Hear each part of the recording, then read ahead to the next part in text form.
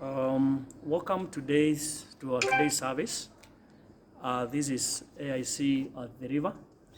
It's Pastor Frederick Maithia Munyao, Reverend Gumbe, Pastor Reverend Martin, and Pastor Frolens sends you greetings this day, our Sunday of this month.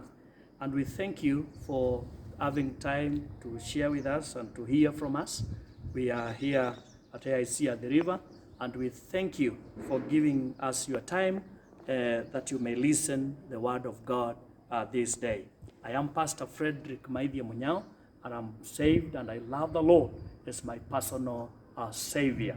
Today, we are to hear from the word of God, and our topic today that God is instructing me to speak to you, it is about the secret of living a victorious life.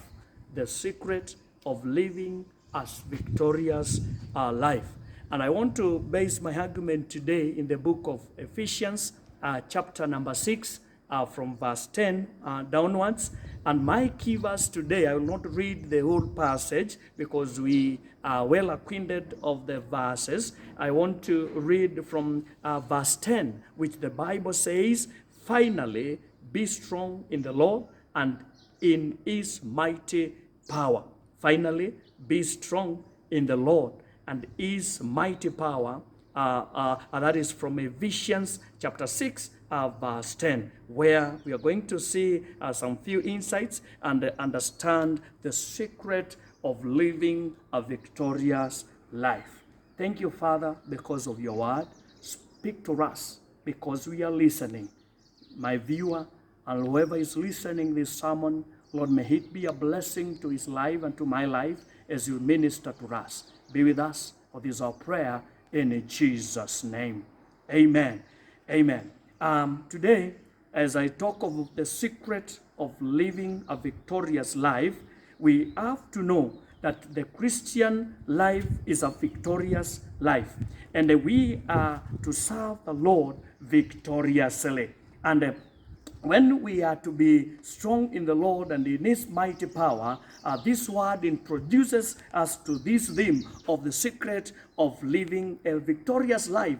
And the words that Paul uses to speak to us as a Christian life, he says it is a walk. He says, when you read from Ephesians chapter 2 through 10, to chapter 4 verse 1, chapter 4 verse 17, you see Paul even speaking to wives in chapter 5, chapter 6, speaking to husbands, speaking to children, speaking to fathers, speaking to servants, and speaking even to martyrs, and taught us how to walk. And when we are walking in this life, Paul changes the metaphor in a verse in chapter 6 verse 10, and we see something of the stand aside of a Christian life. And there is a fight to be fought. There is a powerful enemy to face, and we can only be more than conquerors. As Paul puts it, that we need to put the full armor of God, and Paul is emphasizing that he's only saying we are not only saints, we are not only sons, but we are also soldiers.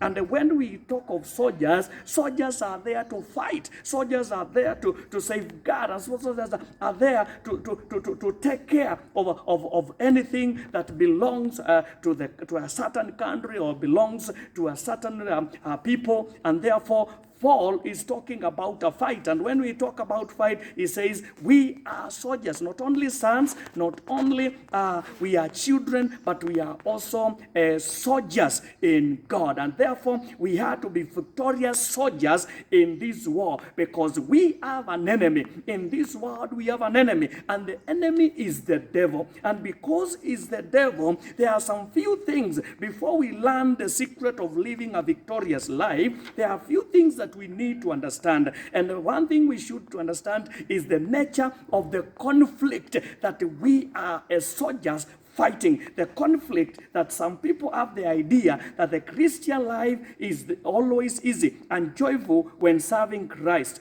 As a study of Paul's words, however, will soon dispel this idea. Notice the nature of the conflict in which we are engaged. It's a real warfare. It's a literal fight against a literal enemy. The word against, which occurs around 6 times in verse 11 and verse 12. Against. So we are having a battle. We are fighting. And because we are fighting, I again say we are not just victims, but we are victors in Jesus' name. And therefore, now when Paul talks of these things, there is this nature of conflict that number one, it is a real warfare. It is a real warfare. It is a real warfare. Number two, it is a conflict between real and antagonists. Antagonist means actively opposes or hostility to something, and therefore the Lord, on the other hand, is our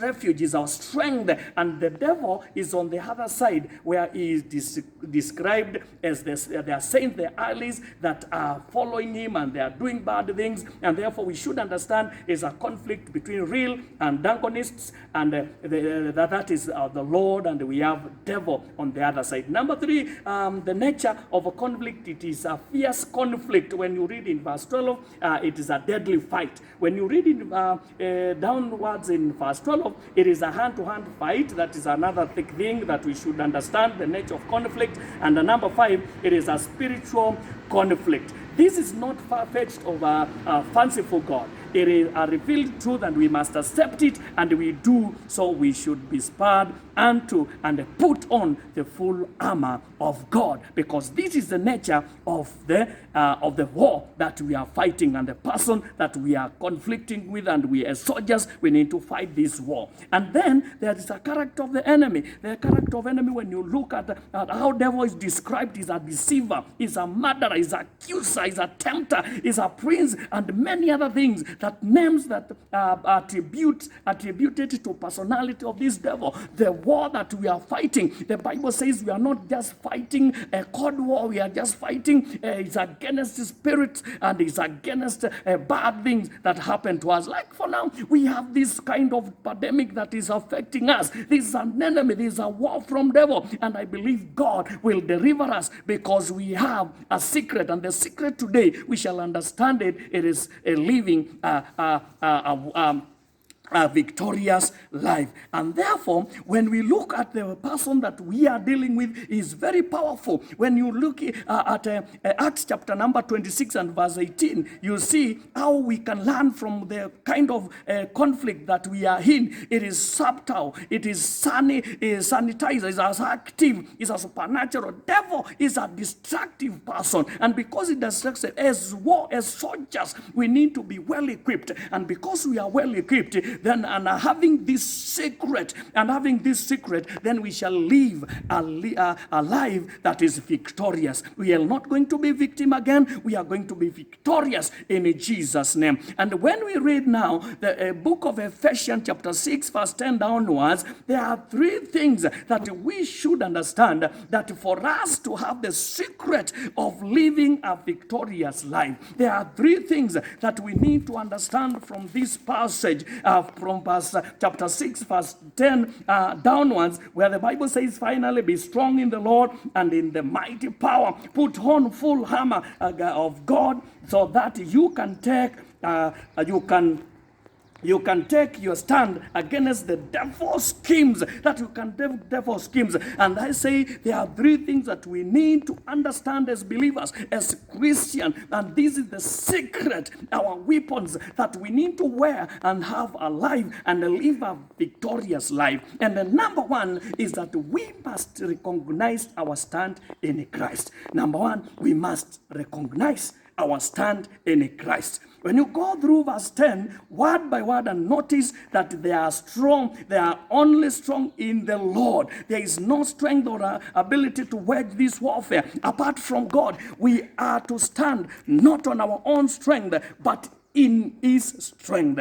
When we look at the word of God in Isaiah chapter 41 verse 10, the Bible says God will hold us by his right hand. He will uphold us, he will guide us, he will teach us, he will help us even in this war that we are fighting, in this pandemic. I want to tell somebody today that God is with us, that God is holding our hand, our righteous right hand. He is with us, he is holding us, upholding us, and telling us we shall be victors in Jesus' name. name. No matter what we are passing through, when we recognize our stand in Christ, when we understand our stand in Christ, then we shall be victorious, and we shall live a victorious life in Jesus' name. No matter what comes our way, no matter what we learn from people, what devil is bringing out to us, the wars that are coming over, the sicknesses, the water, and everything that is coming on our side, we need to recognize our stand in Christ, because in Him we are more than conquerors. In Him we shall win. In Him the battle is not lost, because we are winning in our winning side. We are battling in our winning side, and therefore we must recognize our stand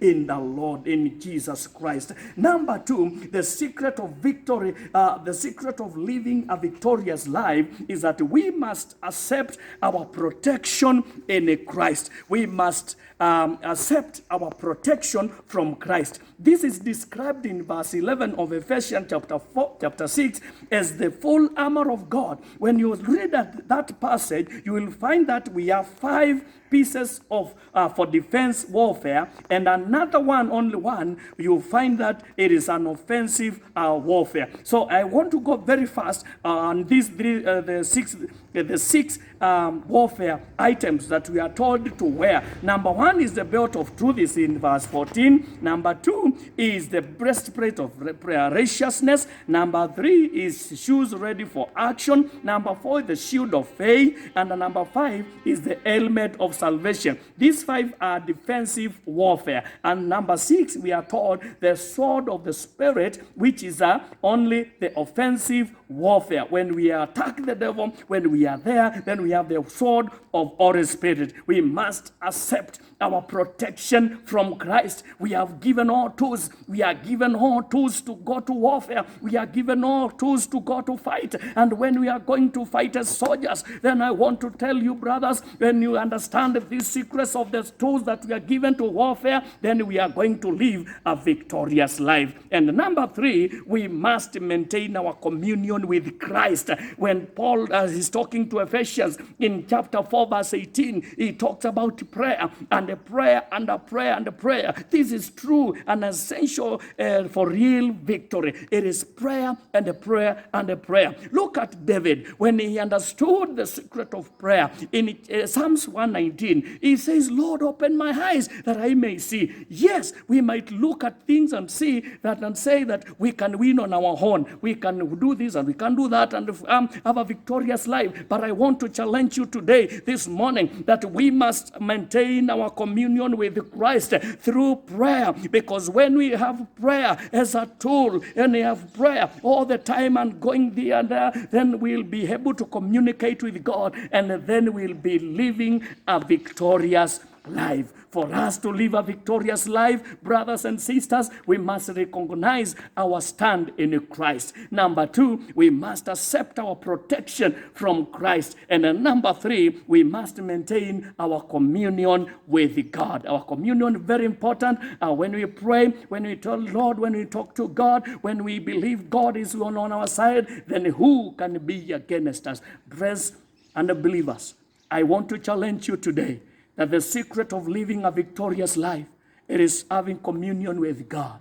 How many times do you go before the Lord and tell God, we need you in this war. We need you in these times of pandemic. In these times of curfew, Lord, we need you. In these times our children are at home, Lord, we need you. How many times do you commune with God, live with God, and tell God, we need to live a victorious life? I once again tell you, we are not victims, but we are victors in Jesus' name. Only understand that you are standing in Christ and accept God's protection and maintain a communion with Him. Then you will have the secret of living a victorious life.